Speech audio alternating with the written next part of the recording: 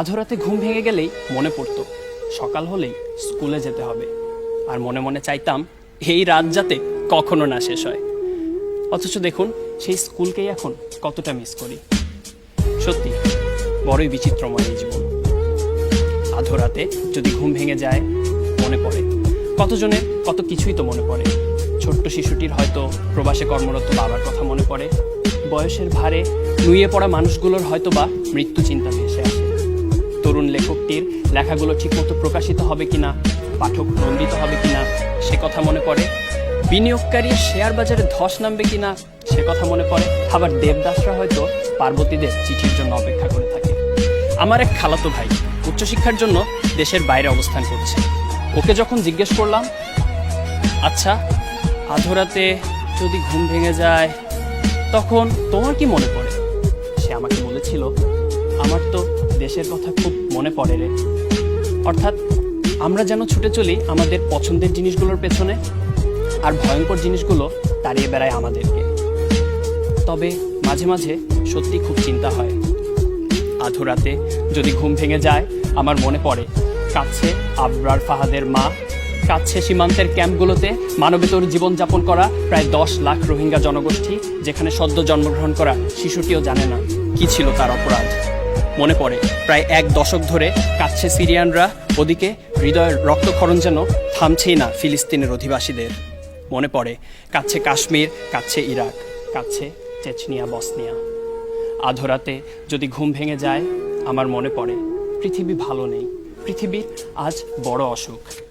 দেখা হলেও আলিঙ্গন করতে মানা, আটকা পড়ে গেছি 6 ফিট দূরত্বের এই পৃথিবীতে। গত প্রায় 1 বছর ধরে করোনা মহামারীতে আমরা সবাই হারিয়েছি অনেক কাছের কিছু মানুষকে। মন্থর হয়েছে অর্থনীতির চাকা, চাকরি হারিয়েছি অনেকে।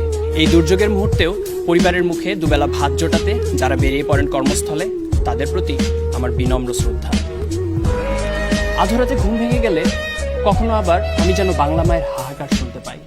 অজ্ঞতা, মাদকাসক্তি আমাদের প্রতিনিয়ত গ্রাস করে রাখে। জাতির পিতা বঙ্গবন্ধু শেখ মুজিবুর রহমান যে সোনার বাংলার স্বপ্ন দেখেছিলেন, সেই স্বপ্নকে আমরা কতটুকু বুকে ধারণ করতে পেরেছি, সেই লক্ষ্য বাস্তবায়নে আমরা কতটুকুই বা কাজ করতে পেরেছি। আধরাতে যদি ঘুম ভেঙে যায় আমার মনে পড়ে যেই ভূখণ্ড, যেই দেশের মাটির উপর আমি ঘুমিয়ে আছি, সেই দেশটা তো এমনি এমনি আসেনি। অনেক ত্যাগ, তিতিক্ষা আর রক্ত দিয়ে কিনতে হয়েছিল এই দেশটাকে। শহীদের রক্তের সেই ঋণ শোধ করতে হলে আমাদের সবাইকে এক হয়ে কাজ করতে হবে। জাতির পিতার জন্মশতবার্ষিকীতে এই হোক প্রতিটি বাঙালির অঙ্গীকার। আমরা এসেছি অনেক দূর, তবে যেতে হবে আরো অনেক অনেক দূর। আধরাতে যদি ঘুম ভেঙে যায় আমার মনে পড়ে অনাহারে থাকা সেই সব অসহায় শিশুদের কথা, যাদের দিন কাটে ফুটপাতে আর রাতটা কোনো মতে কেটে যায় রেল স্টেশনের এক কোনায়। আর তখন সুকান্তের মতো আমারও দৃপ্ত কণ্ঠে বলতে ইচ্ছা হয়, এসেছে নতুন শিশু, তাকে ছেড়ে দিতে হবে স্থান। চলে যাব তবু আজ যতক্ষণ দেহে আছে প্রাণ, প্রাণপণে পৃথিবীর সরাবো জঞ্জাল। এ বিশ্বকে এ শিশুর বাসযোগ্য করে যাব আমি। নবজাতকের কাছে এ আমার দৃঢ় অঙ্গীকার। স্বীয় কর্মে উৎকর্ষ সাধন করে প্রতিটি দিনকে সাফল্যমণ্ডিত করুক প্রতিটি মানব সত্তা। সুন্দর চিন্তার পরিস্ফুটন ঘটুক, স্বপ্নের জাগরণ হোক।